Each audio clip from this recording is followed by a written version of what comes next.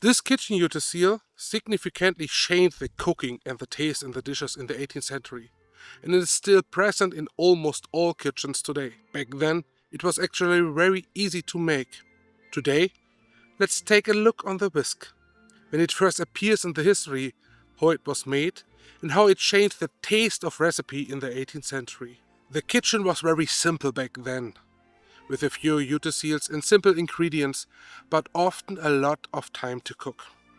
So it came very welcome when a very simple kitchen utensil completely changed the taste of the dishes. The whisk only really came into use at the end of the 18th century, and the first descriptions can be found in books. In my research, I found the following picture in a cookbook from Italy from 1570, long before the whisk came normal in the day. It looks as if the cook in the center of the picture is operating a whisk. However, there is no description of the picture or of the kitchen tool in his hand. If this really is the first reference to such a kitchen tool in the history, it was not able to establish itself at the beginning. Otherwise, there was no future mention of such a device. However, it was precisely at this time in the 16th century there was discovered what when egg whites were whipped into a foam, this could be used as a leavening agent that made it possible to start making delicious, fluffy dishes without using yeast and avoiding the taste of yeast. In contrast of today, the yeast flavor was present in almost all cakes and cookies and gave them all a bread-like taste, and it could very quickly become boring or annoying. Just as there was a smoky aroma in all dishes because of the constant cooking over the fire.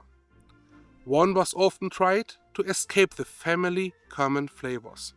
In the beginning, the use of beaten egg whites was reserved of the upper class, especially the royal families. It took about 3 hours to whip egg whites without a whisk, and only those wealthy houses could afford to employ people to do it.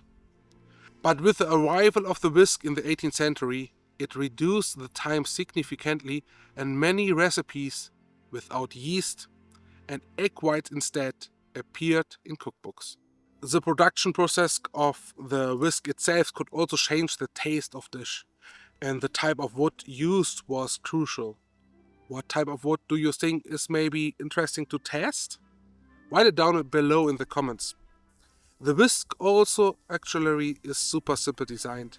They are debugged whisk and they are tied together in the back and form a handle.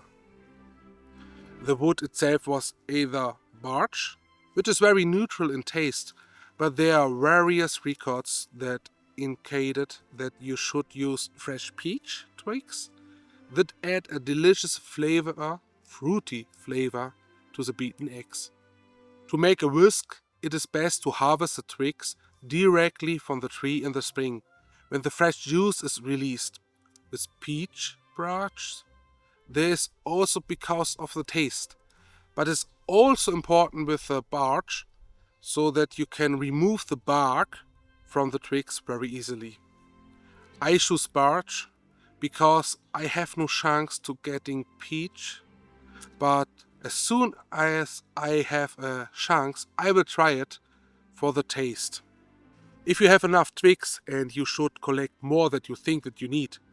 For me, I have a big amount of twigs, and it ends up as one whisk on the end.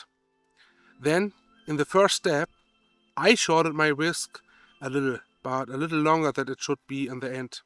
I also try to use a lot of thin twigs and sort out the thicker ones. The thinner the twigs, the more you will fill up in the end in the whisk, and that make the whisk more efficient if you use it later. The next step is to remove the bark from all of the twigs. However, it should not be carved off, because then you will quickly cut into the wood and damage it. Instead, scrape it off. This works best when you use the blade in the 90 degrees angle of the wood. It is also particularly easy and quick because of the fresh wood. only the branches are carved out. The surface of the branches is also very smooth to the scarping. This makes it much easier to clean after use. I always collect the scarp bark and dry it. Because of the oils in the bark and the easy catching of fire, it is a very good tinder. However, if you take old and dried branches and not fresh ones, there you have two problems. First, debarking is much more difficult and labor intensive because of the bark is not so easy to remove and you have to cave it off. But what is even more serious, the stability is not longer given. With slight bending, the branches breaking right through. Fresh branches, on the other hand, are much more flexible. And even with the older whisk that is stored and cleaned properly, the flexibility remains largely intact.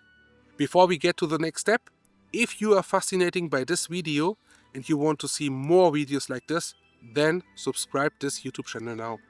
When all branches are ready, first take the thicker one in the middle and slide thinner one around it. Continue until you are happy with the result and everything is straight in the final position. This bundle is now tied. There are two methods for this. Firstly, I often used waxed line thread, but other types of thread was also used back then, namely whatever was to hand. I always make two ties, one on the end and one near the middle where the handle ends, so that they speak. This whisk then spreads out behind it. From around the middle of the 19th century, whisk with copper wire was also found. I used this one here to bind it together, but the binding is the same like I showed before with the other wire. And after the whisk was finished, I cut off all branches that are too long. So that you can enjoy your whisk for a long time, you have to look after that properly. It is actually very simple. They must be stored on a dry place, and during the use you must not be left in the water for a long time, otherwise the twist can be swell and break. But even more important is a direct cleaning after use. If the dough has been stirred and it dries firmly, it is very difficult or sometimes impossible to get it off.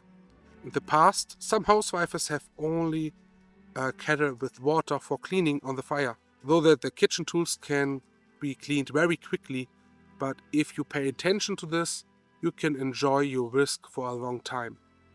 A simple recipe is the best way to test now the whisk. And in this video, I show you how I make pancakes. They are very easy and very flavor and tastyful. And I use this whisk for the pancakes. See you soon.